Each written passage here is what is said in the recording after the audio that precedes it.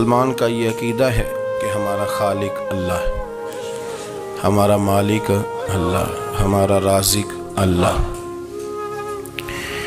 جب یہ ساری چیزیں، ساری عطائیں، ساری نعمتیں اللہ کی ہیں تو پھر مسلمان کی ساری توجہ بھی اللہ ہی کی جانب ہونی چاہیے۔ اسے کوشش کرنی چاہیے کہ وہ ہر معاملے میں، ہر مسئلے میں، ہر پریشانی میں اپنی توجہ اپنے رب کریم کی جانب مبذول رکھے۔ انسان جب اپنے علم پر بھروسہ کرنے لگتا ہے یا اپنی عقل پر بھروسہ کرنے لگتا ہے یا اپنے تعلقات پر بھروسہ کرنے لگتا ہے یا اپنی دولت پر، مال پر، صحت پر، تو ایک بہت بڑے دھوکے کا شکار ہو جاتا ہے۔ اور انسان جب انسانوں پر بھروسہ کرنے لگتا ہے تو پھر اللہ تعالیٰ اسے بعض اوقات انسانوں کے سپرد کر دیتا ہے، انسانوں کے سپرد۔ اور بہت سارے ایسے لوگ بھی ہوتے ہیں جو رب کریم کو بھولتے ہیں اور وہ اپنی ساری توجہ انسانوں کی طرف، دنیا کی طرف، دنیا داروں کی طرف کر لیتے ہیں، تو اللہ تعالیٰ فرماتا ہے پھر میں انہیں یہ سزا دیتا ہوں کہ وہ مجھے بھولنے نکلے تھے تو میں نے انہیں ان کا اپنا آپ بھی بھلا دیا، اپنا آپ بھی۔ سورہ حشر کو دیکھیے گا، فرمایا وَلَا تَكُونُوا كَالَّذِينَ نَسُوا اللَّهَ فَأَنسَاهُمْ أَنفُسَهُمْ۔ ان لوگوں کی طرح نہ ہو جانا جنہوں نے اللہ کو بھلا دیا تو اللہ نے پھر انہیں ان کا اپنا آپ بھی بھلا دیا، انہیں اپنی بھی ہوش نہیں رہی، وہ ایسے مسائل میں گھر گئے، وہ ایسی آزمائشوں میں الجھ گئے، وہ ایسی دنیا داری کے اندر الجھے کہ انہیں اپنا بھی پتہ نہ چلا۔ اب تو ڈھونڈتا پھرتا ہوں اے اقبال اپنے ہی آپ کو، اب تو ڈھونڈتا پھرتا ہوں اے اقبال اپنے آپ کو، آپ ہی گویا مسافر، آپ ہی منزل ہوں میں۔ جب انسان خدا فراموش ہوتا ہے تو خود فراموش ہو جاتا ہے۔ ہمارا بڑے زمانے سے تکیہ ہے، کبھی امریکہ پر، کبھی یورپ پر، کبھی برطانیہ پر، کبھی مالداروں پر، کبھی اسلحے والوں پر۔ اس کا نقصان یہ ہوا کہ اپنا کوئی وجود نہیں رہا، اپنا کوئی نظریہ نہیں رہا، اپنی کوئی سوچ نہیں رہی۔ ایسے محسوس ہوتا ہے کہ کوئی منشور نہیں، کوئی دستور نہیں، لگام منہ میں ہے اور اس کا سرا کسی کے ہاتھ میں ہے، وہ جدھر چاہتا ہے ہمیں گھما لیتا ہے۔ اللہ فرماتے ہیں یوں نہ ہو جانا کہ تم رب کو بھلا دو اور پھر تمہیں اپنا آپ بھی بھول جائے۔ اولئک ھم الفاسقون، فرمایا یہ وہ لوگ ہیں جو نافرمان ہیں اللہ کے، یہ نافرمان ہے۔ جب یہ نظریہ بن گیا، جب یہ ذہن بن گیا کہ پیدا اللہ نے کیا ہے، دینا اللہ نے ہے، عطا کرنے والا اللہ ہے، نوازنے والا اللہ ہے، تو پھر ساری توجہ دنیا داروں کی طرف رکھنا، میں اللہ والوں کی طرف توجہ رکھنے کا قائل ہوں، میں وہ سمجھتا ہوں، ہم اس چیز کے قائل ہیں، لیکن وہ بھی کوئی آستانہ ہے کہ جہاں حق مرشد کا نعرہ تو بڑا لگے پر رب کا نام ہی نہ سننے کو ملے۔ یہ بھی کوئی بات ہوئی کہ جہاں یہ تو نعرہ زور سے لگے کہ جیوے جیوے مرشد جیوے، لیکن استغفار کا درس ہی نہ ملے۔ جہاں ہر وقت یہ بتایا جائے کہ یہاں آ گئے تو بچ گئے، کیسے بچیں گے؟ میرے رسول پاک علیہ السلام کا دروازہ سب سے بڑا دروازہ ہے، حضور کا دروازہ سب سے بڑا دروازہ ہے، لیکن میرے دوستو یاد رکھنا، نبی پاک علیہ السلام نے بھی لوگوں کو جب رستہ دکھایا ہے تو رب کریم کا رستہ دکھایا ہے، اللہ کا رستہ دکھایا، اللہ کریم کا رستہ دکھایا، لوگوں کو رب کی طرف توجہ کرائی۔ میرے رسول کریم سید عالم صلی اللہ تعالیٰ علیہ وسلم نے لوگوں کی اللہ کی جانب توجہ کرائی اور لوگوں سے یہ کہا کہ وہ اپنے رب کریم کی جانب اپنا ذہن رکھیں، اپنی توجہ اپنے اللہ کی جانب مبذول کریں۔ میری بات کو اچھے طریقے سے سمجھیے گا، علم اللہ تبارک و تعالیٰ عطا کرتا ہے تو اسے اللہ کی عطا ہی سمجھنا چاہیے۔ کچھ لوگوں کے پاس علم ہوتا ہے پر علم نافع نہیں ہوتا، وہ ٹامک ٹونیاں مارتے رہتے ہیں ساری زندگی۔ علم کو اللہ کی عطا سمجھیں، اپنی عقل پر، اپنے شعور پر زیادہ بھروسہ نہ سمجھیں، نظر اللہ پہ رکھیں۔ حضرت مولا علی شیر خدا کرم اللہ تعالی وجہہ الکریم سے کسی نے پوچھا تھا بڑا عالم کون ہوتا ہے؟ ہمارے ہاں تو اب وہ والے عالم پائے جاتے ہیں نا اللہ ماشاءاللہ، جو ممبر پہ بیٹھتے ہیں تو دعوے ہی دعوے، ممبر پہ بیٹھتے ہیں تو دعوے ہی دعوے، اس طرح کے عالم ہمارے ہاں پائے جاتے ہیں۔ وہ ہر بات میں دعویٰ کرتے ہیں، میں یہ کر دوں گا، میں وہ کر دوں گا۔ یہ مزاج علماء کا نہیں۔ حضرت علی المرتضیٰ سے کسی نے پوچھا بڑا عالم کون ہوتا ہے؟ فرمایا بڑا عالم وہ ہوتا ہے کہ جسے مسئلے کا پتہ نہ ہو تو وہ کہہ دے مجھے نہیں پتا، میں پتہ کر کے بتاؤں گا، غلط بات بیان نہ کرے۔ امام مالک سے کسی نے کوئی مسئلہ پوچھا تو آپ فرمانے لگے مجھے اس سوال کا جواب نہیں آتا، ہمارے بزرگ سمجھاتے کیا ہیں؟ وہ کہنے لگا آپ اتنے بڑے امام ہیں تو اس سوال کا جواب نہیں آتا۔ آپ فرمانے لگے اگر مجھے ہر سوال کا جواب آتا پھر تو میں خدا ہوتا، مجھے ہر سوال کا جواب نہیں آتا، مجھے تو اتنا آتا ہے جتنا میرے رب نے مجھے عطا کر دیا ہے۔ اپنی نظر اللہ پہ رکھیں، نکل آئیں اس معمے سے باہر کہ میں کوئی بلا ہوں، مجھے بڑا پتہ ہے، میرے پاس 6 ڈگریاں ہیں، مجھے 10 جگہ پہ تدریس کا شغف حاصل ہے، اس سے نکلیں باہر۔ قرآن مجید دیکھیے گا، اللہ تعالیٰ نے ارادہ قدرت فرمایا کہ میں حضرت آدم کو بناؤں گا، پھر بنانے کے بعد فرمایا فرشتوں سجدہ کرو آدم کو، سب نے سجدہ کیا الا ابلیس ابا واستکبر وکان من الکافرین، سب نے سجدہ کیا سوائے ابلیس کے، اس نے انکار بھی کیا، تکبر بھی کیا اور کافروں میں سے ہو گیا۔ تو یہ جب اللہ تعالیٰ نے سجدہ کرایا تو کیسے کرایا؟ اللہ تبارک و تعالیٰ نے نا حضرت آدم کو علم سکھایا خود، وعلم آدم الاسماء کلہا، خود اللہ فرماتے ہیں کہ میں نے جناب آدم علیہ السلام کو تمام اشیاء کے نام سکھائے، سب اشیاء کے نام سکھائے۔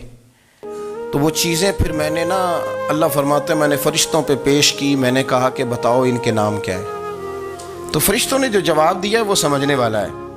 اللہ نے چونکہ خود علم سکھایا تھا حضرت آدم کو، جناب آدم سکھایا تھا، لیکن فرشتوں کو نہیں سکھایا تھا۔ تو اللہ کریم نے فرمایا فرشتوں اب یہ بتاؤ ان چیزوں کے نام کیا ہیں؟ تو فرشتے کیا کہتے ہیں؟ فرشتے عرض کرتے ہیں قالوا سبحانک لا علم لنا۔ آپ کبھی یقین کریں اس چیز کی لذت لیں تو مزہ آ جائے۔ کہا قالوا سبحانک، کہنے لگے تو پاک ہے، قالوا سبحانک، کہنے لگے تو، بھئی آدم علیہ السلام کو نام سکھا لیے، پھر فرشتوں کے سامنے وہ چیزیں پیش کر کے کہا ان چیزوں کے نام بتاؤ، تو فرشتے کیا کہتے ہیں؟ کہتے ہیں قالوا سبحانک، تو پاک ہے، لا علم لنا، ہمارے پاس کوئی علم نہیں، الا ما علمتنا، ہمیں تو اتنا پتہ ہے جتنا تو نے ہمیں سکھا دیا، ہمیں تو اتنا پتہ ہے جتنا تو نے ہمیں، لا علم لنا، ہمارے پاس کوئی علم نہیں ہے، اتنا ہی پتہ ہے جتنا تو نے ہمیں سکھا دیا ہے، اس سے زیادہ ہمارے پاس علم۔ اور یہ کیوں تو نے ہمیں جتنا سکھایا اتنا پتہ ہے؟ فرشتے یہ نہیں کہتے یا اللہ تو زیادہ سکھا، آدم کو دیا تو ہمیں بھی دے، یہ نہیں فرمایا، فرمایا انک انت العلیم الحکیم، اے اللہ تو علم والا بھی ہے اور حکمت والا بھی ہے، تجھے پتہ ہے کس کو کتنا دینا ہے، جتنا تو نے مناسب سمجھا جناب آدم کو دیا، اور جتنا تو نے بہتر سمجھا وہ تو نے ہمیں عطا فرمایا۔ تو اگر آپ کے پاس علم ہے، کہیں نالج ہے، اس کو اللہ کی عطا سمجھیں۔ ہمارے ہاں بہت سارے لوگ بن کے بیٹھ جاتے ہیں، میں اکثر کہتا ہوں کہ پھر وہ دعوے کرتے ہیں میرے علاقے والے جاہل ہیں، میرے شہر والے جاہل ہیں، میرے خاندان والے پڑھے نہیں۔ یہ آپ کا دعویٰ ہے، یہ آپ کو خراب کر دے گا۔ ہم نے بہت سارے ایسے لوگ دیکھے جو بہت بڑے عالم تھے، لیکن اللہ جب لینے پہ آیا تو عقل ہی لے گیا، شعور ہی چلا گیا، حافظے ختم ہو گئے۔ آپ دیکھتے ہیں بڑھاپے میں کچھ لوگ ایسے ہوتے ہیں کہ جن کو یہ بھی یاد نہیں رہتا کہ میرا نام کیا ہے، میں کہاں ہوں، مجھے کدھر جانا ہے۔ تو اس وقت سے اللہ کی پناہ مانگیں اور اپنی نظر اپنے رب کریم کی جانب رکھیں، اللہ کی جانب اپنی نظر کو مبذول رکھیں۔ دوسری بات، علم کے بعد ایک چیز آتی ہے جس کا نام ہے ہدایت، جس کا نام ہے تقوی، جس کا نام ہے پرہیزگاری، جس کا نام ہے عمل، عبادت، ریاضت۔ یہ بھی اسی وقت ہی نصیب ہوتی ہے جب میرا رب کریم نصیب فرما دیتا ہے۔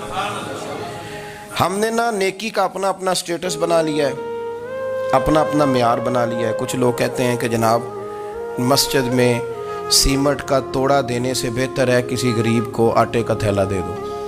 اب اس نے اپنا مزاج بنا لیا نا نیکی کا، اس نے اپنا سٹیٹس بنا لیا۔ میرا یہ سوال ہے کہ نبی پاک صلی اللہ تعالیٰ علیہ وسلم جب مدینہ شریف آئے تھے تو حضور نے سب سے پہلے غریبوں میں آٹا تقسیم کیا تھا کہ سب سے پہلے مسجد بنائی تھی؟ کیا عجیب لوگوں کا رنگ ہے، اپنی مرضی کی ہدایت، اپنی مرضی کا تقوی، اپنی مرضی کا معیار۔ مسجد کوئی بڑا چھوٹا خطیب بھی میری طرح کا ہو نا تو وہ مسجد میں بیٹھ کے جب نبی پاک کی بات کرتا ہے تو کہتا ہے میرے رسول پاک غریبوں کا سہارا بن کے آئے۔ وہ غریبوں کی بات کرتا ہے، مسکینوں کی، لاچاروں کی، کمزوروں کی بات۔ تو مسجد ہی تو وہ ادارہ ہے جہاں سے غریبوں کی بات ہو رہی۔ تو اب لوگوں نے غریب کو اور مسجد کو لڑانا شروع کر دیا، اس کو لڑاؤ کہ مسجد میں پیسے دینے سے بہتر ہے آپ غریب کو آٹے کا تھیلا دے دیں۔ آپ یہ کیوں نہیں کہتے کہ مسجد میں بھی آپ توڑا دیں ایک سیمٹ کا اور ساتھ غریب کو بھی خدمت کریں؟ یہ کیوں نہیں تقویٰ؟ اپنی اپنی مرضی کا مزاج، اپنی اپنی۔ کچھ لوگ کہتے ہیں چھوڑو جی، ساری زندگی انسان نماز پڑھتا رہے اور پھر گالیاں بھی دیتا رہے، بندہ داڑھی بھی رکھ لے اور جھوٹ بولنا بھی نہ چھوڑے۔ تو یہ آپ نے اپنے پاس سے تقوی کا معیار بنایا۔ گالی دینے کا گناہ ہے اور داڑھی رکھنے کا ثواب ہے۔ تو اگر آپ داڑھی رکھے ہوئے ہیں اور آپ کوئی غلطی کر رہے ہیں تو اس سے آپ کی داڑھی کا ثواب ختم، اللہ کرے آپ کو سمجھ آئے میری بات۔ آپ کوئی غلطی کر رہے ہیں، داڑھی کا ثواب اس سے ختم، وہ اپنی جگہ پہ قائم ہے چیز۔ اپنی مرضی کا کیوں تقوی کا معیار بناتے ہیں؟ تقوی کا مزاج اپنی مرضی کا نہ بناؤ۔ اللہ کی بارگاہ سے دعا مانگو کہ یا اللہ ہمیں ہدایت کا نور عطا فرما، اللہ تو ہمیں رستہ دکھا، تو بتا کہ ہدایت کیا ہے۔ تو رب فرماتا ہے اللہ ولی الذین آمنوا، اللہ مومنوں کا مددگار ہے، یخرجہم من الظلمات الی النور، وہ انہیں اندھیروں سے نکالتا ہے اور نور کی طرف روشنی عطا فرماتا ہے۔ اندھیروں سے نور کی طرف اللہ لاتا ہے۔ اللہ ولی، اللہ مومنوں کا ولی ہے، وہ انہیں اندھیروں سے نور کی طرف نکالتا ہے۔ ہدایت ہمیشہ اللہ کی طرف سے سمجھے۔ جب وہ نماز کی توفیق دیتا ہے تو اپنے فضل سے دیتا ہے، جب وہ ذکر کی توفیق دیتا ہے تو اپنے فضل سے۔ ہم سمجھتے ہو جی فلانا نہیں پڑھ رہا بڑا بیوقوف ہے، فلانا نہیں پڑھ رہا، تو تم کیا اپنی عقل کے زور پہ پڑھ رہا ہے؟ میں جی اللہ کے فضل سے 2 سپارے پڑھتا ہوں، تو کس پہ احسان کرتے تو 2 سپارے پڑھ کے رویا کر کہ اگر مالک تو بڑا قریب نہیں۔ بڑے لوگ ہیں جن کو پورا قرآن حفظ ہے پر انہیں پڑھنے کی توفیق نہیں، تو انہیں فضل کیا اور مجھے توفیق دے دی ہے پڑھنے۔ رویا کر، پڑھ کے رویا کر، راتی ساری کر کر زاری، او نیند اکھاں تھی توندے تے فجرے اوہی گناہگار کہاون سب تو نیوے ہوندے۔ مہربانی کریں، ڈریں، نیکی کریں تو پھر ڈریں، پھر احساس پیدا کریں، پھر اپنے اندر وہ کمزوری لائیں کہ توبہ توبہ مجھے تو پتہ ہی نہیں، تو جانتا ہی نہیں۔ حضرت سیدنا امام اعظم ابو حنیفہ رحمۃ اللہ تعالی علیہ کے ساتھ ایک شخص کہتا میں نے نماز پڑھی تو عشاء کی نماز تھی۔ یہ جو لوگ بڑے ہوتے ہیں نا، ان کے پیار کرنے والے بڑے ہوتے ہیں، ان کے گرد خوف بھی بڑا ہی ہوتا ہے، انہیں بڑا ڈر لگتا ہے، بڑی بعض اوقات آزمائش ہوتی ہے ان کی۔ عشاء کی نماز کہتے پڑھی تو امام صاحب نے نا عشاء کی نماز میں تلاوت کی آیتیں فَمَن يَعْمَلْ مِثْقَالَ ذَرَّةٍ خَيْرًا يَرَهُ وَمَن يَعْمَلْ مِثْقَالَ ذَرَّةٍ شَرًّا يَرَهُ، فرمایا جو ذرہ برابر خیر کرے گا وہ بھی قیامت میں دیکھے گا، اور جو ذرہ برابر شر کرے گا وہ بھی قیامت میں اس شر کو دیکھے گا، اس کے سامنے آئے گا۔ تو وہ شخص کہتا ہے کہ سارے لوگ نماز پڑھ کے چلے گئے تو امام صاحب رحمۃ اللہ علیہ نے اپنی داڑھی پکڑی، رو رہے ہیں، کہتے ہیں وہ ذرہ برابر نیکی کا بدلہ دینے والے، وہ ذرہ برابر شر پہ سزا دینے والے میری سفید داڑھی کو دیکھ، مالک میرے ذرے ذرے سامنے نہ لانا، لوگ تو میری بڑی قدر کرتے ہیں دنیا، میں تو بڑا پہچانا جاتا ہوں، لوگ تو میری راہوں میں پھول لیے کھڑے ہوتے ہیں، مجھے بڑا نوازتے ہیں، قیامت میں رسوا نہ کر دینا، میرے لیے مشکل ہو جائے گی۔ وہ کہتے ہیں میں نے امام صاحب کا درد دیکھا، مجھے کوئی کام تھا تو میں چلا گیا، میں نے کہا کہ وہ اس وقت اللہ کی حضور حاضر ہیں تو میں دوبارہ آؤں گا۔ کہتے ہیں میں تہجد کا وقت آیا تو امام صاحب وہیں بیٹھے تھے اور ان کی داڑھی آنسوؤں سے بھری ہوئی تھی اور زور سے داڑھی پکڑی ہوئی، کہنے لگے مالک رسوا نہ کر دینا، قیامت میں رسوا نہ کر دینا۔ یار جو ہدایت یافتہ لوگ تھے وہ تو ڈرے ہوئے تھے، وہ تو سہمے ہوئے تھے، وہ تو کہتے تھے یہ اس کا فضل نہیں، اس نے بلا لیا، یہ اس کا کرم نہیں۔ حضرت باعزید بستامی کسی کافر کو دیکھتے تو رو پڑتے، کہتے مالک تو کتنا قریب ہے، یہ بے ایمان رہ گیا، تو نے اپنے فضل سے مجھے اپنے نبی کا غلام بنا لیا، وہ رو پڑتے۔ یہاں تو لوگوں کا دعویٰ ہی بڑا ہے۔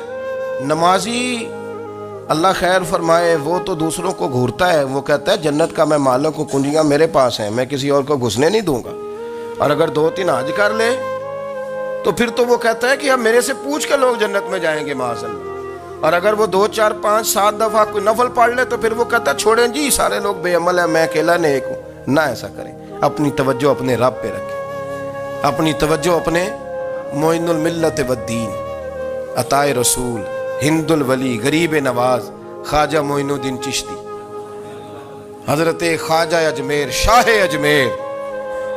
شاہ اجمیر، والی ہندوستان، آخری عمر میں نا سارا دن روتے گزر جاتا، ساری رات روتے گزر جاتے، ذرا سی کوئی بات کرتا تو رو پڑتے، آنکھیں آنسوں سے بھری رہتی۔ کئی دفعہ آپ نے بھی پریشان ہو جاتے ہیں نا کہ یار تو ایک بات کی جان ہی نہیں چھوڑ رہا، تو خواجہ قطب الدین صاحب بختیار کاکی سے لوگوں نے کہا کہ آپ مرشد سے بات کریں، اتنا بھی تو نہیں نہ رونا چاہیے، ہر وقت اس کے آنسو کی کریے، عاشق دا کام ہی رونا تونا، تبھی نہ رویو نہیں منظوری، یہ عاشق سدا ہی روندا رہندا ہے، پاویں وصل ہوئے تے پاویں دوری، ہر وقت رونے کا کیا مطلب ہے؟ تو خواجہ قطب صاحب کہتے ہیں میں قریب گیا تو میں نے پیر دبائے، میں نے کہا سونیا لوگ تو کچھ بھی نہیں کرتے، تو نے تو کمال کر دیا، 90 لاکھ آدمی مسلمان کر دیا، دنیا کچھ نہیں کرتی، تو نے 50 سال ساری رات مصلے پہ بیٹھ کے رب راضی کیا، تو شہزادہ تھا، حضور کی اولاد تھا، لیکن معین الدین تیرا ایک پلاٹ بھی نہیں، تو نے طالب علم پالے، انہیں غریبوں کو دیا، انہیں نوازا، کوئی شے نہیں تیرے پاس، ہر چیز تو نے، ساری رات روتے ہو، سارا دن روتے ہو۔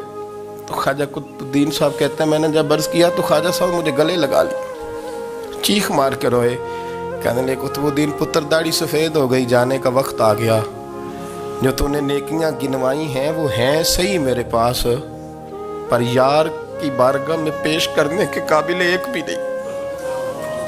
بھی نہیں، تو بارگاہ تو دیکھ کتنی بڑی ہے، رسول کریم کی بارگاہ میں پیش کرنے کے قابل ان میں سے ایک بھی نہیں، تو آستانہ دیکھ کتنا بڑا ہے، کیا پیش کروں گا، کیا عرض کروں گا حضور کی بارگاہ میں، کس طرح؟ وہ یار جو بڑے تھے وہ تو ڈرے ہوئے تھے، سہمے ہوئے تھے، وہ تو بڑی آزمائش میں تھے، لیکن میرا اور آپ کا رٹا 2 نمازیں پڑھ کے 6 نمازوں کا دعویٰ کرنا اور لمبی چوڑی کہانیاں بنانا اور اپنے منہ سے اپنی تعریفیں کرنا، اس سے تھوڑا باہر آئیں۔ رزق بھی میرا اللہ ہی دیتا ہے، علم بھی اللہ دیتا ہے، رزق بھی۔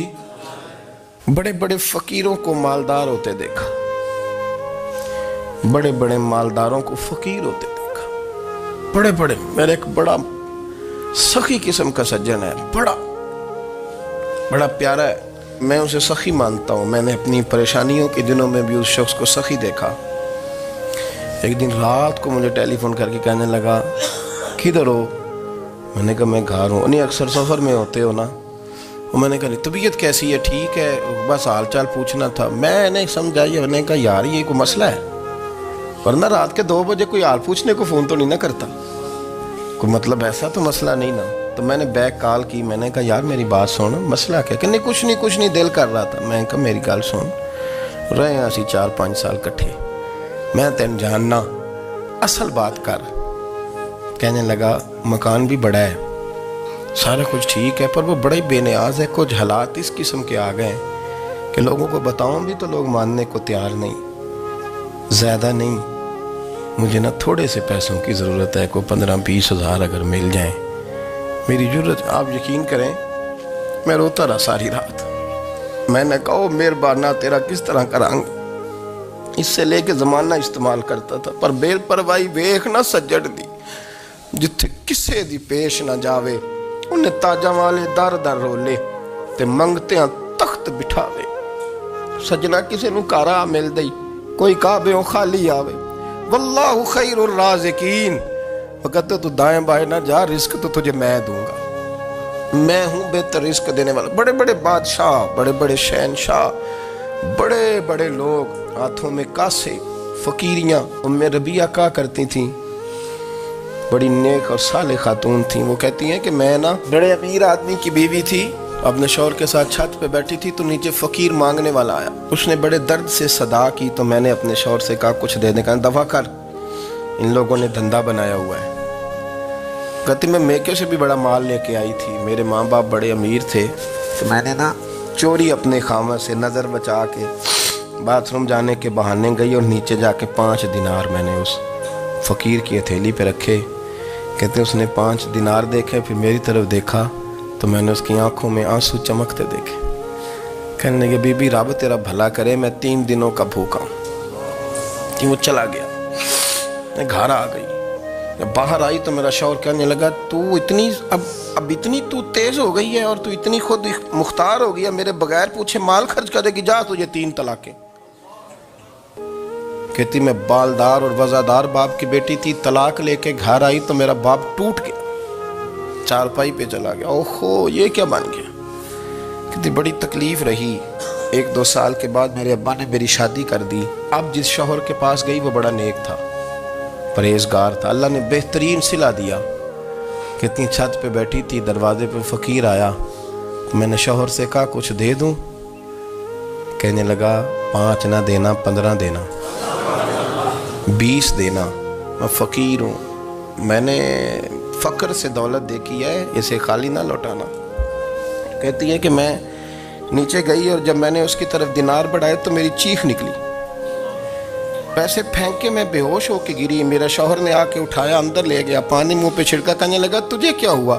کہنے لگے یہ جو مانگنے آیا یہ میرا پہلا شوہر تھا, وہی تھا جو کہتا تھا کہ تو 5 دینار دے آئیے, جا تجھے 3 طلاقیں. پڑھو نا حدیث پاک.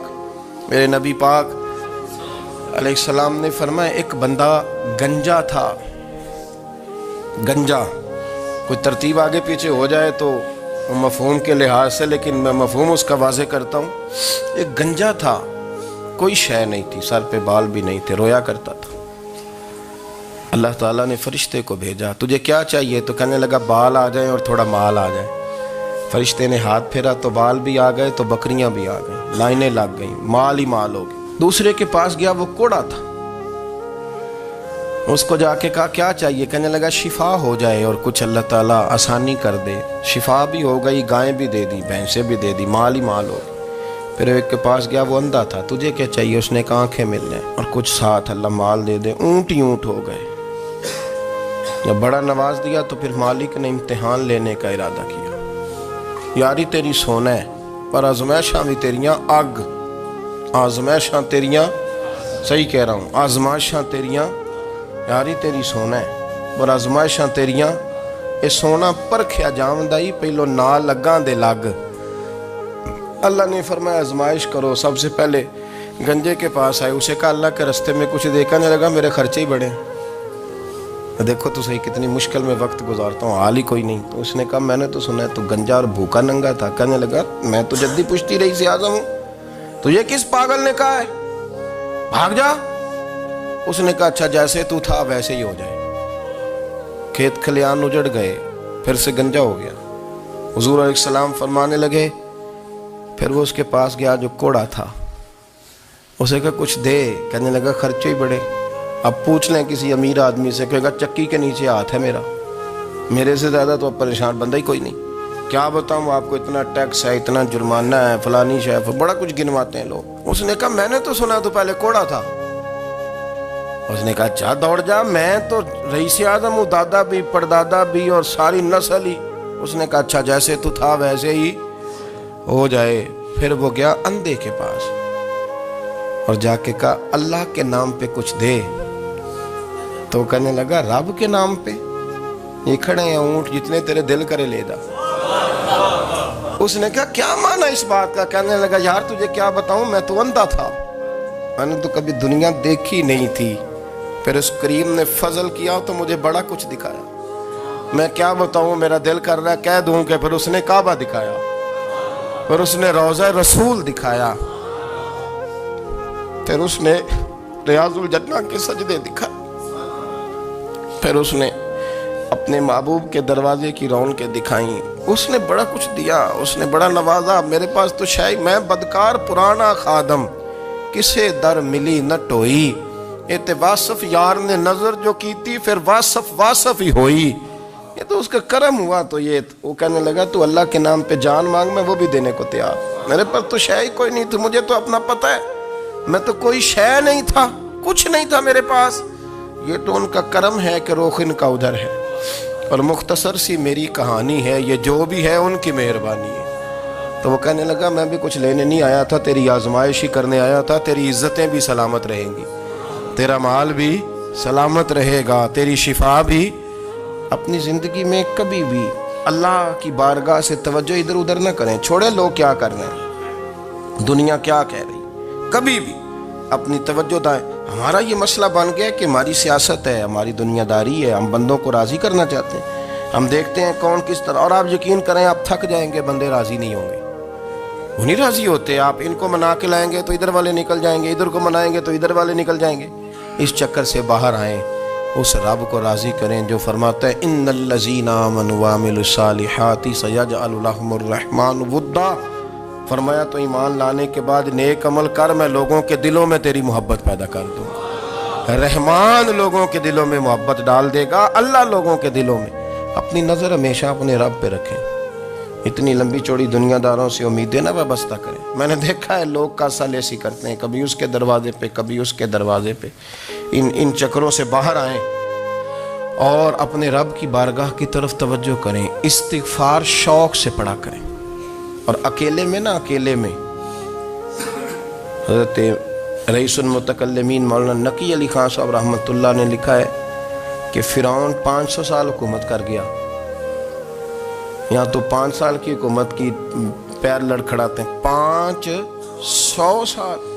فرماتے اصل وجہ یہ تھی کہ دنیا جب سو جاتی تھی نا تو اوپر چادر لے کے تو مصلے پہ بیٹھ جاتا تھا اور ہاتھ باندھ کے کہتا تھا رب تو ہی ہے، میرا پردہ نہ کھولنا، مالک تو ہی ہے، کرم نوازی کرنا، میری پکڑ نہ کرنا۔ وہ بے ایمان